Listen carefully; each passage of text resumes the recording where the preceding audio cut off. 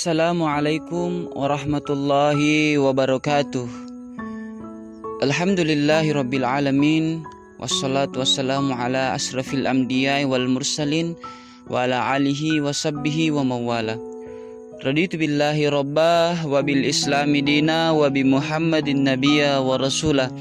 Rabbi shrah li sadri wa yassir li amri wahlul 'uqdatam min lisani yafqahu qawli.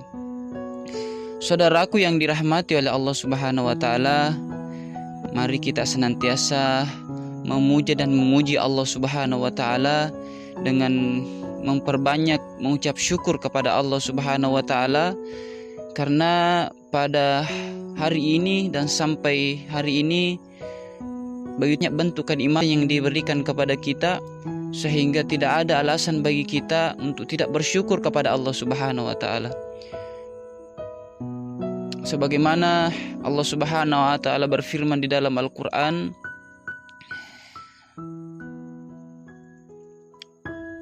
A'udzubillahi minasyaitonir rajim. Bismillahirrahmanirrahim. La in zakartum la azidannakum wa la in kafartum inna 'adzabi lasyadid. Kata Allah, barang siapa yang mensyukuri nikmatku, maka akan kutambahkan baginya. Wala in kafartum inna 'adzabi lasyadid. Barang siapa yang mengingkari, mengkufuri nikmatku, kata Allah, inna 'adzabi lasyadid, ingatlah azabku sangat pedih. Saudaraku yang dirahmati oleh Allah Subhanahu wa taala, jadi sudah jelas apa yang difirmankan Allah Subhanahu wa taala, bahwa dalam kehidupan dunia ini kita senantiasa diminta untuk bersyukur kepada Allah Subhanahu wa taala, menjadikan nikmat yang diberikan kepada kita, baik berupa harta, berupa fasilitas kehidupan, kenikmatan fisik yang melekat dalam diri kita, itu senantiasa kita syukuri dan menjadikan nikmat ini untuk taat kepada Allah Subhanahu wa taala, bukan justru sebaliknya, saudaraku yang dirahmati oleh Allah Subhanahu wa taala. Karena suatu hari nanti, di hari pembalasan, maka semua akan berbicara, mempertanggungjawabkan di hadapan Allah Subhanahu wa taala. Ya, kita diberikan penglihatan, kita gunakan untuk melihat kekuasaan Allah Subhanahu wa taala. Kita diberikan pendengaran, ya, mendengarkan ayat-ayat suci Al-Qur'an. Kita diberikan hati, digunakan untuk mengagungkan Allah Subhanahu wa taala. Sebagaimana di dalam Al-Qur'an, saudaraku yang dirahmati oleh Allah Subhanahu wa taala, A'udzubillahi minasyaitonir rajim. Bismillahirrahmanirrahim. Walaqad dhara'na li jahannama katsiran minal jinni wal ins. Kata Allah, sungguh neraka jahanam akan banyak diisi dari kalangan jin dan manusia. Walahum qulubun la yafqahuna biha. Mereka diberikan hati tetapi tidak digunakan untuk mengagungkan Allah Subhanahu wa taala. Walahum a'yunun la yubsiruna biha. Mereka diberikan penglihatan tetapi tidak digunakan untuk melihat kegaungan Allah Subhanahu wa taala, melihat kekuasaan Allah Subhanahu wa taala. Walahum adhanun la yasma'una biha. Mereka diberikan pendengaran tetapi tidak digunakan untuk mendengarkan ayat-ayat Allah Subhanahu wa taala, mendengarkan perkataan-perkataan baik.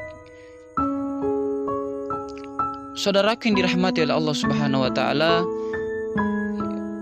di usia yang tidak lagi kita tahu kapan kita akan dipanggil untuk menghadap Allah Subhanahu wa taala, baik itu yang masih muda, yang sudah tua, tentu akan butuh persiapan untuk menghadap Allah Subhanahu wa taala. Dan persiapan itu di dunia adalah tempat kita untuk menyiapkan segala persiapan untuk menghadap Allah Subhanahu wa taala. Saudaraku yang dirahmati oleh Allah Subhanahu wa taala, pada kesempatan yang berbahagia ini, sedikit yang akan saya sampaikan sebagai sebuah nasihat untuk diri saya pribadi dan untuk saudara-saudaraku yang sama-sama dirahmati oleh Allah Subhanahu wa taala. Di dalam Al-Qur'an, Allah Subhanahu wa taala telah memberikan sebuah kisah yang ketika kita renungi akan memberikan kesadaran bagi kita.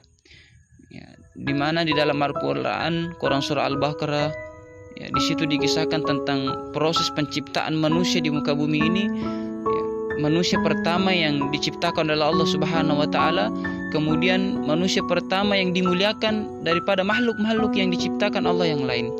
bahkan lebih mulia daripada malaikat dan jin yang diciptakan oleh Allah Subhanahu wa taala.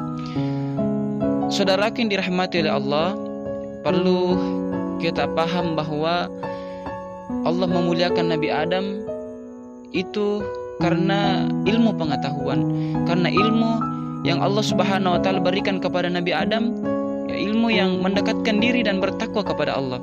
Sehingga di ayat 30 sampai 32 Allah Subhanahu wa taala menyampaikan kepada malaikat, ya, tentang kemuliaan Nabi Adam alaihissalam karena dimuliakan dengan ilmu pengetahuan. Namun saudaraku yang dirahmati Allah Subhanahu wa taala, ya, di zaman ini tentu begitu banyak ilmu, tetapi yang diinginkan oleh Allah Subhanahu wa taala yang bisa menyelamatkan kita di dunia dan di akhirat adalah ilmu yang mendekatkan diri kita kepada Allah Subhanahu wa taala. Saudaraku yang dirahmati oleh Allah, tentu di dunia ini kita butuh persiapan ilmu untuk beribadah kepada Allah Subhanahu wa taala. Sebagaimana kisah para sahabat di zaman Rasulullah untuk menuntut ilmu begitu sulit, saudaraku yang dirahmati oleh Allah. Bahkan akan mendapat sanksi yang begitu berat ketika didapati oleh orang-orang kafir Quraisy di zaman Rasulullah. Tetapi tidak mematahkan semangatnya untuk menuntut ilmu, saudaraku yang dirahmati oleh Allah Subhanahu wa taala. Karena di dalam hatinya bahwa meyakini kemuliaan dan pertolongan Allah Subhanahu wa taala bagi orang-orang yang penuntut ilmu. Kalau dalam kisah Ibnu Hajar, saudara yang dirahmati oleh Allah Subhanahu wa taala, ya, tentu akan memotivasi kita untuk terus belajar. Sedikit saya sampaikan kisah Ibnu Hajar, seorang penulis hadits riwayat Bukhari Muslim yang sahih. Ya, beliau semasa kecilnya, ya, sudah dipisahkan oleh kedua orang tuanya. Ya. Kemudian Ibnu Hajar si kecil ini kemudian dimasukkan di pesantren untuk belajar, tetapi sangat sulit karena memiliki kelainan dalam pikirannya, saudara yang dirahmati oleh Allah Subhanahu wa taala.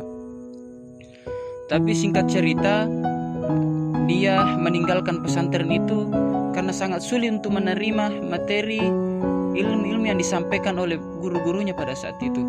Kemudian di tengah perjalanan, ya, turunlah hujan lebat.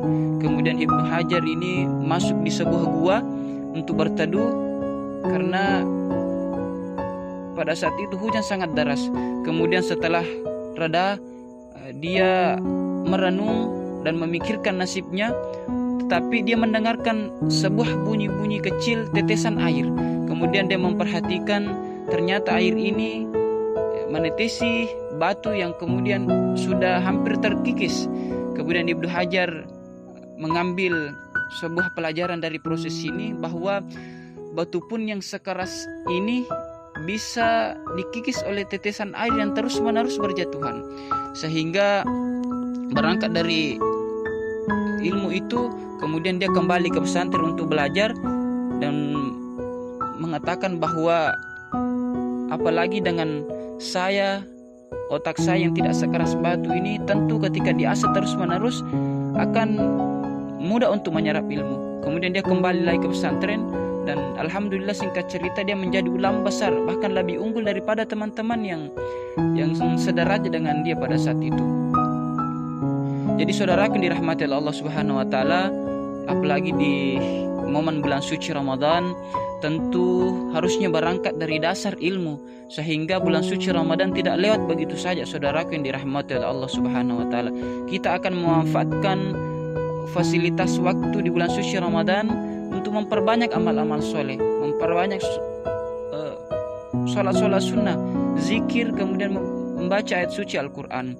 Karena berangkat dari dasar ilmu, sehingga kita yakini bahwa bulan suci Ramadan ini adalah gandakan segala amalan-amalan soleh yang kita.